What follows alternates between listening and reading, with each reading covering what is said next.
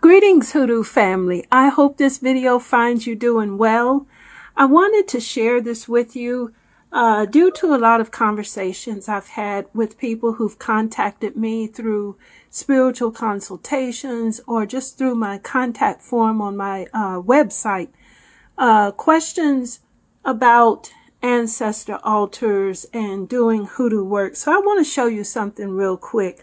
But before I get into the ancestor altar and the money ritual, I want to show you in my last video, you've seen where I taught you about baby rose, multifloral. It's a wildflower that grows out in thickets and bushes. And I told you that you can make an oil with it. Well, here's the oil that I've made. As you can see, it just takes a little bit of flowers, some of the thorns and a leaf. But I'm going to let this oil sit. And throughout the year, when I have a broken heart or probably even depressed or feeling down, I'm just going to rub this oil over my heart. So I just wanted to share that with you right quick before we get started. So you're probably saying, what is Hulda doing now? What is she doing with this plate? Well, let me tell you. In my Hoodoo basic training book, and all of my students who went through the Hoodoo videos and Hoodoo lessons with me before know that I teach about Hoodoo tools. And a plate is one of the essential Hoodoo tools that you will need. This plate serves many purposes, and you want to have one dedicated to your Hoodoo work.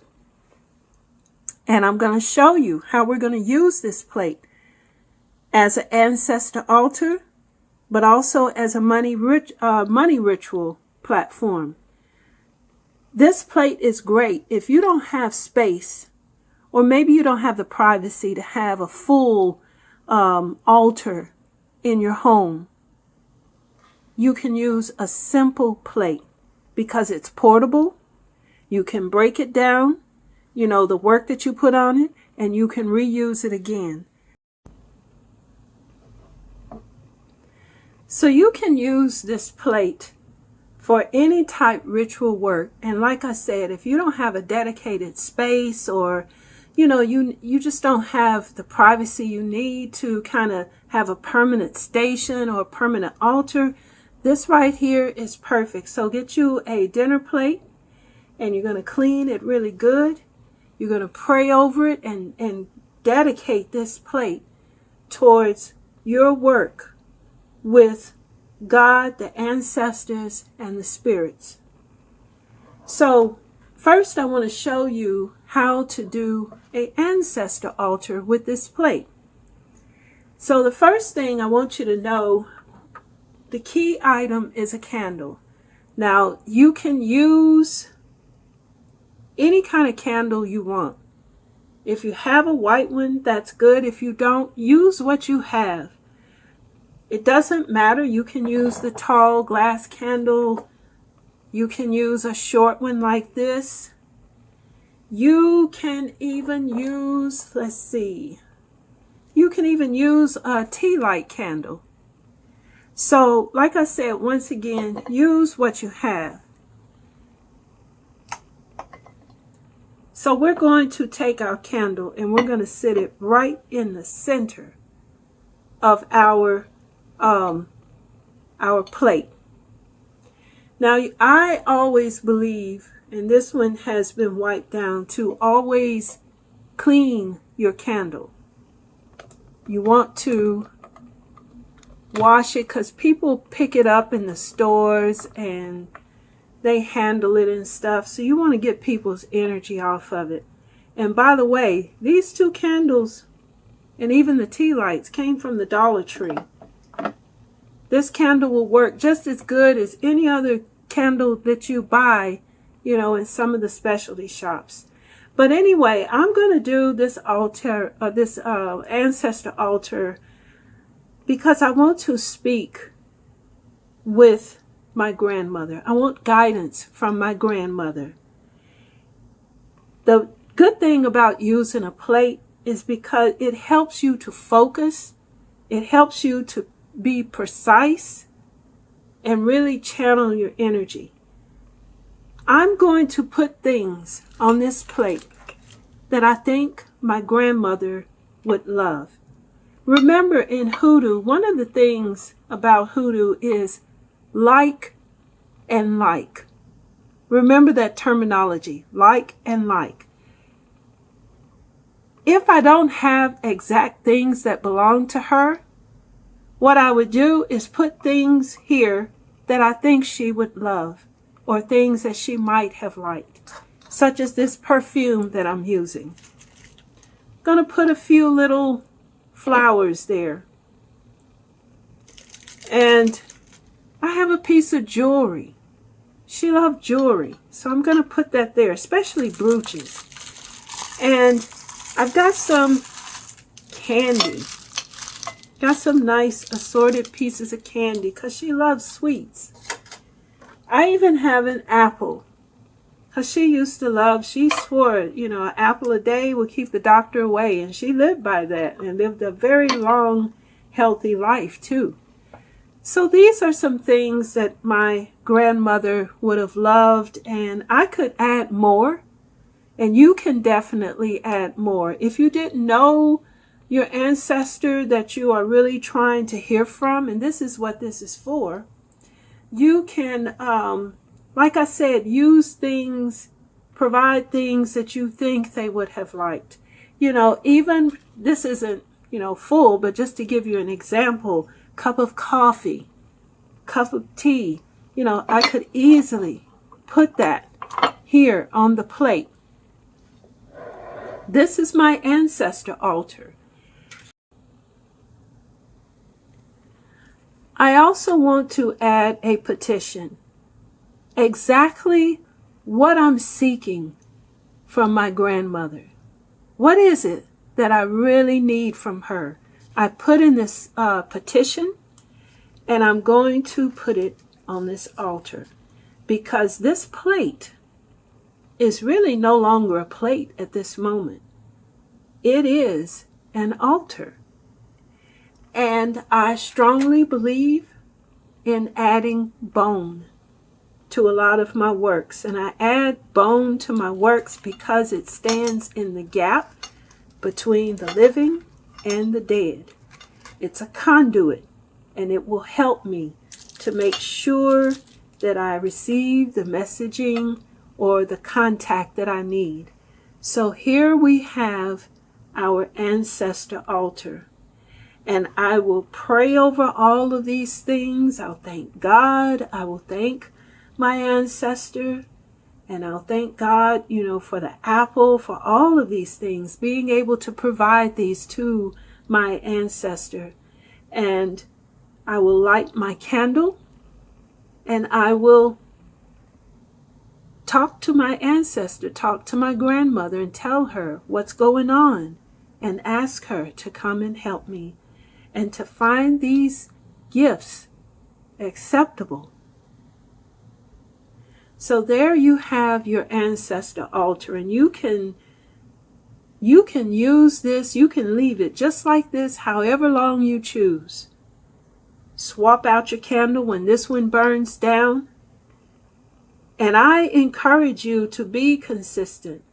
When you're doing something like this, do this for as long as you can, even if it's a couple of weeks to a month. And just keep replacing your candle, replace the apple. If you're using coffee or tea, replace that every day. Consistency is really what helps to manifest. So I wanted to show you that. It's the same principle for a money ritual. You're working with your ancestors, and you would want to have these offerings. Let me put that back up there. You'd want to have these offerings for a money ritual, because these are gifts to your ancestors as appreciation. Thanks in advance for helping you. And the petition instead of a petition about, whatever you were seeking previously, you're going to do this petition to ask for the financial need or the help that you need. So the petition should be wrote towards what you need financially, and it should be realistic. Okay, so let's make some room on this plate, this altar. If you were doing a money altar, let me say this, you would start with a clear plate. You can use these same things because you're going to be asking your ancestor to help you financially. So you can still offer these same type of gifts, but you want to add things that are specific to money. And one of the biggest is pyrite. You want to add pyrite because you want to attract wealth, and pyrite represents wealth. Now here I have a lotus stone. I'm going to add that because I want to attract money my way. I'm also going to add a nail there to pin down this request, to pin down that connection. I'm going to add some real money. If you don't have real money, use some fake money, symbolic of what I need. Now I'm going to also add some hair. This is my hair. I'm going to put that in there because this is for me. And you could have added, your hair also to the ancestor altar. But I'm going to put that, and I will add a little Hyjon root. And finally, I'm going to add this little piece of mirror. Why am I adding that mirror? Because it's a part of attracting what I need and capturing, holding what I need. So it creates also another conduit, another portal for my ancestors to cross over and work with me on my money needs. So this is how a plate can be used for so many different purposes. You can do any sort of ritual on a plate in the same similar manner. You're doing love work, get your candle, get your petition for whatever it is you are seeking, and put lots of things around here that represent love to you, that will attract love to you. And don't forget the mirror. So I wanted to show you this, how essential a plate is when you're doing hoodoo work, and especially when you don't have a dedicated space. And when you're not using this, you can actually just place a cloth over it, a bandana. You can place it over the whole, thing. And when you're ready to reuse it, say the next day, take the cloth off and light your candle and do your thing. So there you have it. I just wanted to share this with you. But before I go, just want to remind you that the basic Hoodoo training book will be in stock next week. I am taking pre-orders. There are so many pre-orders coming through. Getting a little concerned, but just want to let you know that this book will be in stock. It's a great resource for learning Hoodoo lesson by lesson. There's quizzes, there's assignments in here. There's all sorts of resources to help you understand what you're doing. And I think that's most key, that you not be able to just follow the steps and the work, but you need to have a good understanding of why you are doing things a certain way. So that's what I tried to put in this book, and put a lot of heart and soul in here so that people can have a good foundation on Hoodoo. So go to my website. You can make your pre-order, and check it out. So I will see you in the next video, and I hope you're able to give this a try. It's very good for precision work. Thank you.